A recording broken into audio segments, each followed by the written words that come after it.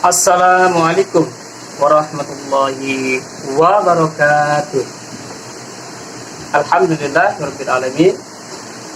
Wassalatu wassalamu ala asrafil anbiya'i wal mursalin wa ala alihi wa sahbihi ajma'in. A'udzu billahi minasyaitonir rajim. Bismillahirrahmanirrahim.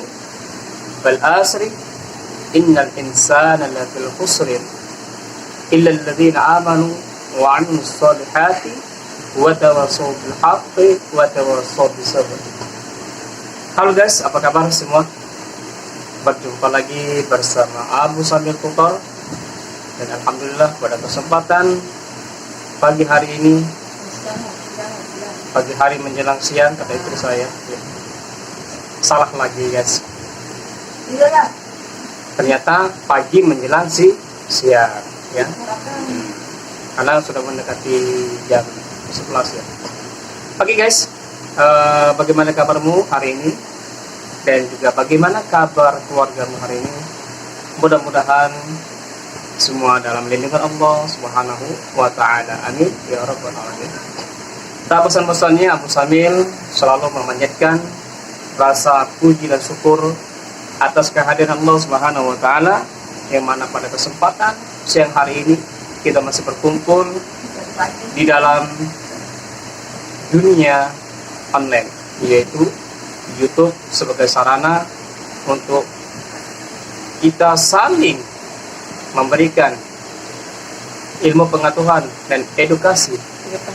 Dan alhamdulillah Abu Samir Tutor pada kesempatan pagi hari ini masih diberikan Allah Subhanahu wa ta'ala untuk memberikan sedikit ilmu yang mungkin bisa bermanfaat bagi keluarga dan masyarakat pada umumnya. Oke, sahabat YouTuber Abu Samil Tutor, apa yang akan kita bahas pada hari ini dan apa yang akan kita sampaikan pada kesempatan kali ini? Sahabatku, bagaimana kondisi istrimu di rumah, anak-anakmu di rumah? Tentu dalam keadaan sehat walafiat. Saya sapa semua ya, mudah-mudahan dengan kita saling menyapa, kita bukan sekedar sebagai YouTuber saja, tetapi ada ikatan di antara kita, yaitu ikatan kekeluargaan, ikatan sebagai Muslim. Karena Muslim itu merupakan saudara. Yang satu sakit, semua akan merasa sakit. Yang satu dizolimi, semua orang akan terzolimi. Sebagaimana saudara-saudara kita di Syria, di Afghanistan, dan di belahan dunia lainnya yang selalu menjadi korban peperangan. Umat muslim di sana yang terzolimi, kita pun sebagai umat muslim, orang Islam, pasti akan merasakan rasa sakit yang mendalam di dalam hati ini.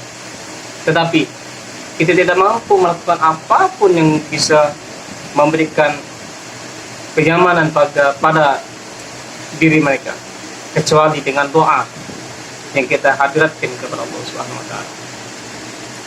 Oke guys, pada kesempatan kali ini Abu Samil akan memberikan sedikit informasi permulaan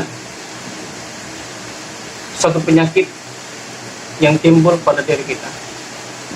Ada beberapa hal yang perlu kita perhatikan, bagaimana penyakit itu bisa ada dalam diri kita.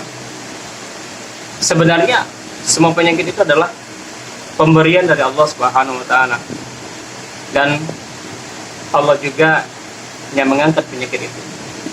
Tinggal bagaimana cara kita berikhtiar, bagaimana cara kita memilih suatu pengobatan, dan bagaimana cara kita untuk menjaga kesehatan itu. Karena penting, kesehatan ini sangat penting untuk menunjang aktivitas kita sehari-hari. baik bekerja, konten, ataupun pekerjaan yang lain. Kalau kita dalam kondisi yang tidak sehat, maka pekerjaan yang kita lakukan tidak akan maksimal. Apa saja pokok yang terpenting yang harus kita perhatikan? Tubuh akan merasakan sakit apabila ada 4 komponen dan beberapa komponen lainnya. Yang pertama adalah ketidakseimbangan hormon di dalam tubuh kita. Apabila hormon di dalam tubuh kita tidak stabil, maka dia bisa memicu suatu penyakit. Yang kedua, ketidakseimbangan suhu di dalam tubuh kita. Nah, suhu ini bisa diakibatkan dari beberapa faktor.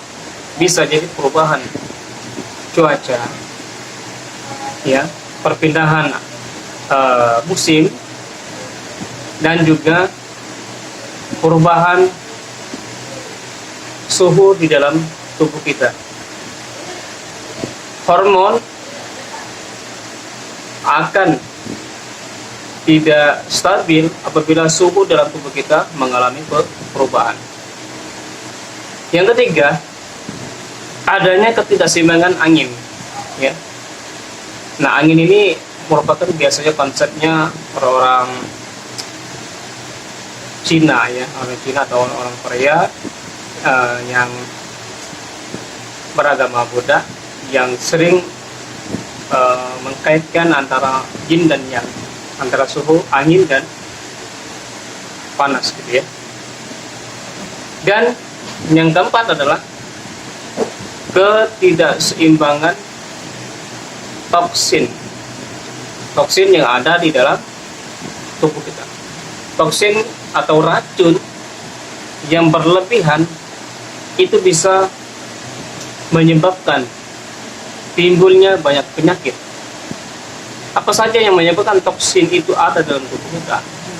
Yang pertama, bisa jadi pembakaran kalori yang berlebihan, yang tidak digunakan lagi oleh jantung, yang berkaitan dengan darah. Jadi, pembakaran dalam tubuh yang berlebihan, yang tidak digunakan lagi oleh jantung, maka itu tidak akan digunakan lagi oleh tubuh kita. Bisa jadi karena faktor makanan yang bersifat lemak kolesterol, makanan-makanan yang mengandung, ya,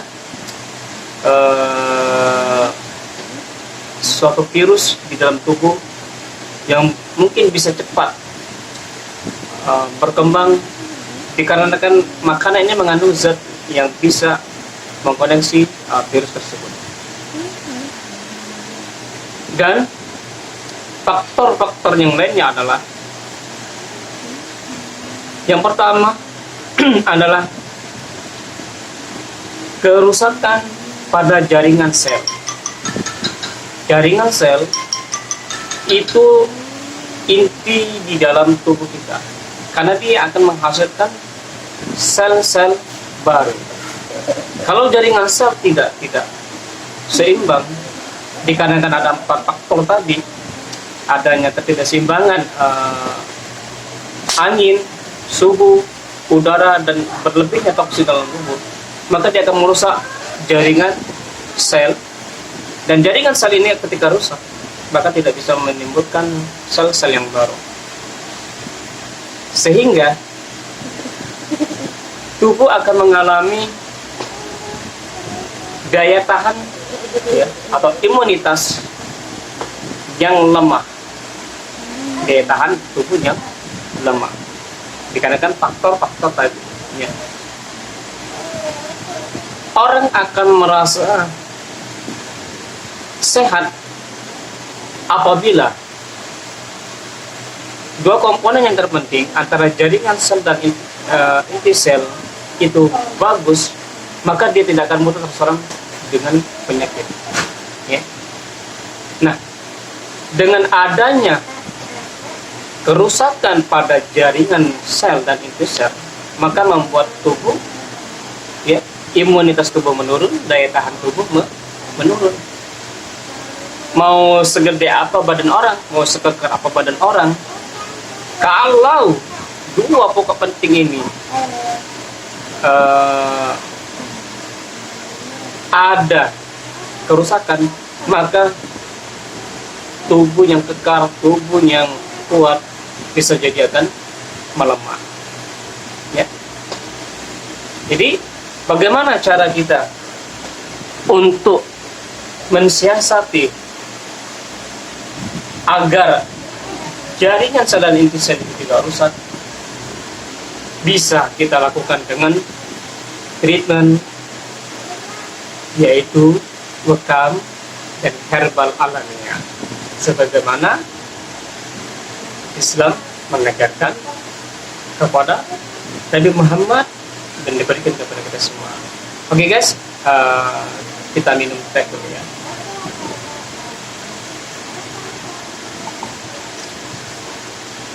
Jadi betapa pentingnya kita harus